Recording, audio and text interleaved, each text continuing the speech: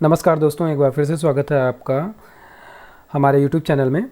आगे बढ़ने से पहले दोस्तों, अगर आपने चैनल को सब्सक्राइब नहीं किया है, सब्सक्राइब कर लो, बेल आइकन को हिट कर दो। चलो टाइम नहीं गवाते हैं, फटाक से हम पहुंचते हैं। प्रीवियस वर्क हमने क्या दे रखा था? मैंने कहा था कि आप जो चेक स्टूडेंट डिटेल्स है, इसका जो आउटपुट आया है उसको अच्छे तरीके से सिस्टमेटिक वे में दिखाओ। उम्मीद है कि आपने इसको ट्राई किया होगा और काफ़ी हद तक आपको सफलता मिली होगी। बाकी जो कुछ इसमें रह गया है, पहले हम उसको फिनिश करते हैं और देन हम बढ़ेंगे अपडेट स्टूडेंट डिटेल्स के फंक्शन पे। तो वैसे सारी डिटेल्स हमको मिली चुकी है। अगर हमको सारी डिटेल स्टूडेंट की मिल चुकी है, मतलब कि उसको हमें सही तरीके से बस शो कराना है। अगर हम आउटपुट पे ध्यान दें, डिक्शनरी में हमको सब कुछ मिल रहा है, मतलब कि कीज़ को हमको ध्यान में रखते हुए यहाँ पर सिस्टमेटिक वे में इसको बस शो कराना है। तो इसको करने के लिए हम करते क्या हैं, स्टूडेंट डिटेल्स और इन दोनों को हम हटा देते हैं और यहाँ पे हम बाकायदे एक प्रिंट मेथड बनाते हैं, वो भी मल्टी लाइन का। याद है ना आपको? मल्टी लाइन प्रिंट बनाने के लिए 3 सिंगल या डबल कोट पहले और 3 सिंगल कोट या डबल कोट बाद में। तो थोड़ा सा हम इसको अच्छा करते हैं इस तरीके से, स्टूडेंट डिटेल्स, और इसको हम कॉपी करते हैं और इसी को हम यहाँ पर पेस्ट कर लेते हैं और फिर फाइनली हम यहाँ पर देते हैं स्टूडेंट नेम। हो गया। टर्मिनल को ओपन करके फिर हम ये काम करते हैं। स्टूडेंट नेम हो गया। दूसरा क्या है, स्टूडेंट नेम से पहले रोल नंबर हो गया यहाँ पर, एंड देन यहाँ पर हो गया स्टूडेंट नेम, एंड देन यहाँ पर हो गया क्लास नेम, एंड देन यहाँ पर हो गया father's name and mother's name and mobile number. और क्या बचता है? और बचता है एड्रेस। ठीक है, इतनी सारी चीज़ें हो गई। आपको अगर याद हो तो हमने एक मेथड की बात की थी, जो मेथड हम मल्टी लाइन स्ट्रिंग में यूज करते हैं। शायद आपको याद होगा, उस मेथड का नाम क्या है? डॉट करके फॉर्मेट। इस फॉर्मेट का यूज हम क्यों कर रहे हैं? ताकि इस मल्टी लाइन स्ट्रिंग के अंदर हम डिटेल्स को दिखा सकें। तो यहाँ पर हमें लेना क्या क्या है? अभी अगर हम थोड़ा सा अब टर्मिनल को हम मिनिमाइज करते हैं, यहाँ पर अगर चलें, सारी डिटेल्स आई किस में है? रिजल्ट में। रिजल्ट के अंदर ही हमको की के फॉर्म में सारी वैल्यूज़ फेच करनी है, जैसे कि टर्मिनल यहाँ पर रिजल्ट डॉट करके सबसे पहले क्या है, रिजल्ट डॉट करके सबसे पहले हमको मिलना है, ये हम जो लिए हैं वो है क्या? डिक्शनरी है, इसलिए हमको बिग ब्रैकेट के अंदर सिंगल कोट के अंदर की लिखना है। तो सबसे पहले हमने ले लिया roll number, roll underscore number. याद रहे की सेम टू सेम होनी चाहिए, जो कि यहाँ पर दिख रही है वही की यहाँ पर होनी चाहिए। अच्छा, इतना सब कुछ लिखने से अच्छा है पहले हमने जो फॉर्मेट में एक लिखा है उसी को लिखकर पहले चेक कर लेते हैं कि मिल क्या रहा है, ताकि दिक्कत ना हो ज़्यादा। तो यहाँ पर हमने किया और यहाँ पर हम क्या करते हैं? Curly braces. बस आपको अगर याद हो, सिंपली अगर हम कर्ली ब्रेसेस लगाते जाते हैं तो ये जो भी यहाँ पर आता है वो एक टपल फॉर्मेट में आता है, फॉर्मेट के अंदर। तो ऑटोमेटिक 0 1 2 3 के इंडेक्स फॉर्म में उसको लेता चला जाता है। तो अभी एक बार हम इसको बस चेक कर लेते हैं कि हमको दे क्या रहा है, इसके बाद में हम आगे बाकी जितने भी हमको लिखने हैं फील्ड वो लिख लेंगे। तो अभी हम क्या करते हैं, only enter reminder, choose existing हमने चूज़ किया, हे सुशील, और फर्स्ट क्लास को चूज़ किया, चेक स्टूडेंट रोल नंबर हमने दिया और एंटर। दिख रहा है आपको? रोल नंबर में स्टूडेंट डिटेल्स भी आ गया सही तरीके से और रोल नंबर में यहाँ पर 111 लिख कर आ गया, मतलब कि हम एकदम सही डायरेक्शन में जा रहे हैं। तो टर्मिनल को हम मिनिमाइज करके सिंपली क्या करते हैं, यहाँ पर हमको जो वर्क करना है, क्या करना है हमें? रिजल्ट हो गया, इसके बाद में रिजल्ट बिग ब्रैकेट, टर्मिनल को ओपन कर लिया हमने और टर्मिनल को ओके थोड़ा हमको ऊपर चलना पड़ेगा क्योंकि टर्मिनल में जो डिटेल आई हुई थी वो तो जा चुकी। यहाँ पे रोल नंबर के बाद में नेम आ गया, नेम के बाद में क्लास नेम चाहिए, तो रिजल्ट के अंदर माई अंडरस्कोर क्लास अंडरस्कोर नेम हो गया एंड देन रिजल्ट। अब ये थोड़ा सा हौच पौच हो रहा होगा, इसको देखकर कंफ्यूज मत हो, बार बार हम क्या कर रहे हैं, जो डिक्शनरी का नाम था उसी के अंदर से की के बिहाफ पर हम अलग अलग वैल्यू ले रहे हैं बस। इसके बाद में क्लास नेम के बाद में father underscore name and then result के अंदर mother name and then result और इसके अंदर मोबाइल। देखो यहाँ पर एक चीज़ ध्यान देना, हमने मोबाइल नंबर पहले ले लिया है लेकिन यहाँ पर उसके बाद में एड्रेस और फिर मोबाइल है, लेकिन इससे मैटर नहीं पड़ता, जो हम यहाँ पर लिखेंगे वही चीज़ हमको मिलेगी। मोबाइल पहले लिख दिया तो मोबाइल नंबर अब हमको पहले मिलेगा, रिजल्ट और लास्ट में बचता है एड्रेस।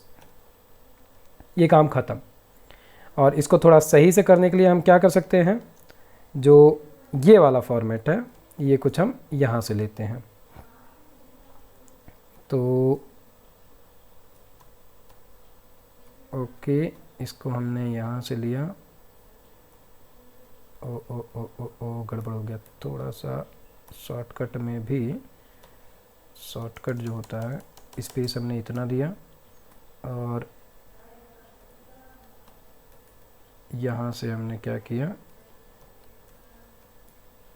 ओहो पेस्ट कर दिया। ठीक है, ये शॉर्टकट्स है, आप धीरे धीरे सीख जाओगे। सो फाइनली क्या होगा, ये पूरा का पूरा फॉर्मेट जो है हमें प्रॉपर तरीके से दिख जाएगा। और नीचे एक लाइन और हम दे देते हैं एंड वाली। फाइनली ख़त्म। अब एक बार हम फाइनल रन करते हैं, इसको रन किया, एग्जिस्टिंग स्कूल चूज़ किया हमने, एग्जिस्टिंग क्लास चूज़ किया और इसके अंदर चेक स्टूडेंट डिटेल्स पे हमने रोल नंबर दिया 111, एंटर। देख रहा है आपको सारी डिटेल्स हमको बाकायदे प्रॉपर तरीके से मिल गई, student details, roll number, student name, class name, father's name, mother's name, mobile number, address. इसके अलावा आप जितनी डिटेल्स लेना चाहें, मतलब और आप रजिस्ट्रेशन फॉर्म में बढ़ाकर चीज़ें लेना चाहें वो भी यहाँ पर आपको मिल जाएंगी। तो ये तो एक काम हो गया, ये एक काम हमारा ख़त्म, चेक स्टूडेंट डिटेल का। इसके अलावा मैं इसमें आपको एक काम दे रहा हूँ जो कि आपको करना है। क्या करना है, अगर आप ध्यान दो तो हमने चेक स्टूडेंट के लिए क्या किया, एक फंक्शन बनाया get student data by roll number, और रोल नंबर आकर हमने यहाँ पर चेक किया। मान लो कि अगर स्टूडेंट का रोल नंबर जो हम दे रहे हैं वो गलत है, फिर क्या होगा। अभी तो हमने केवल वन डायरेक्शन देखा कि हमने ठीक है स्टूडेंट का रोल नंबर दिया और वो सही है तो हमको सारी डिटेल मिली और हमने शो किया।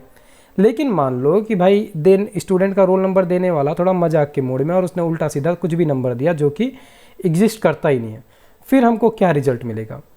इसके लिए आपको ट्राई एक्सेप्ट यूज करना है या आप इफ़ एल्स कंडीशन यूज कर सकते हो, बट ये काम आपका है, इसको आपको करना है क्योंकि जिस लेवल तक आप पहुंच चुके हो यहाँ पर आप इसको इम्प्लीमेंट कर सकते हो।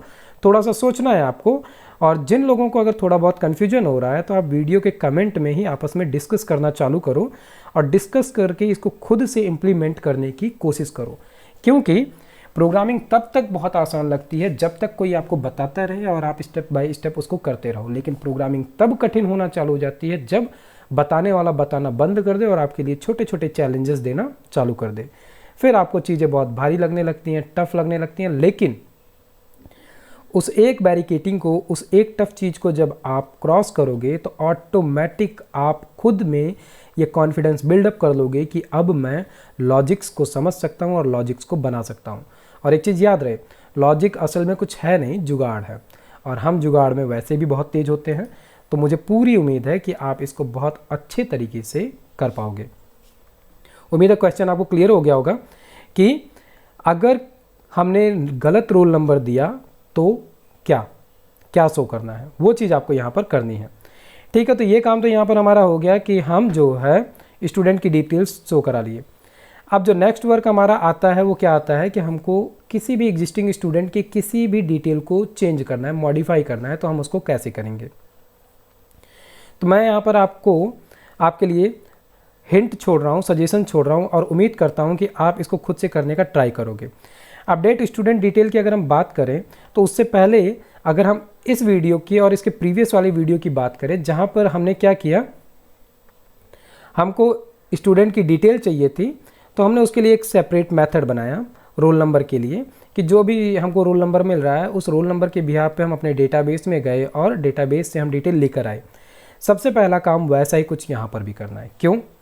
यहाँ पर हम कुछ कमेंट लिखें कि अपडेट स्टूडेंट डिटेल के लिए हमें क्या ज़रूरत है। यहाँ पर भी हमको सबसे पहले याद रहे कमेंट करना बहुत ज़रूरी है। ये तो मैं आपको समझाने के लिए कमेंट कर रहा हूँ, बट आप जो है स्टेप बाय स्टेप जो भी काम करते जा रहे हो उसके नीचे उसके बारे में लिखते जाओ, क्योंकि स्टार्टिंग में हमको लगता है चीज़ें आ रही है और हम कर रहे हैं तो हमको आ ही जाएगी। ऐसा होता नहीं है असल में। जब आप कमेंट लिखने की आदत डालोगे तभी आप उस चीज़ को दोबारा से कभी देखने जाओगे तो आपको समझ में आएगा, अदरवाइज़ नहीं आएगा। ठीक है, हम वापस आते हैं। यहाँ पर भी हमको सबसे पहले स्कूल नेम और क्लास नेम चाहिए है और साथ में रोल नंबर भी चाहिए है। क्यों चाहिए है? सीधी सी बात है कि हमको अगर किसी भी स्टूडेंट की डिटेल अपडेट करनी है तो पहले वो कौन सी स्कूल में है, कौन सी क्लास में है और क्लास के अंदर उसका रोल नंबर क्या है। जब ये तीन चीज़ें हमें स्टेप बाय स्टेप मिलेंगी तभी हम उस स्टूडेंट की डिटेल को लेकर उसको ये ऑप्शन दे पाएंगे कि आप चेंज करो। लेकिन ये जो हमको जितना आसान दिख रहा है उतना आसान है नहीं, क्योंकि मान लो कि आपने एक नया फंक्शन बनाया रोल नंबर के बिहाफ पे, आप अभी कॉपी पेस्ट करके भी डेटा तो लेकर आ जाओगे और ऐसे ही जैसे अभी हमने स्टूडेंट का एक डेटा दिखाया पूरा, वैसे ही आप दिखा भी दोगे। लेकिन आप कैसे स्टूडेंट की डिटेल को अपडेट करने के लिए ऑप्शन दोगे कि वो कैसे चेंज करे। तो यहाँ पर भी कुछ हिंट देता हूँ कि आप देख ही रहे हो कि रजिस्ट्रेशन में हमारे पास यहाँ पर 2, 2, 4, 2, 6, 1, 7 अलग अलग स्टूडेंट की डिटेल्स है।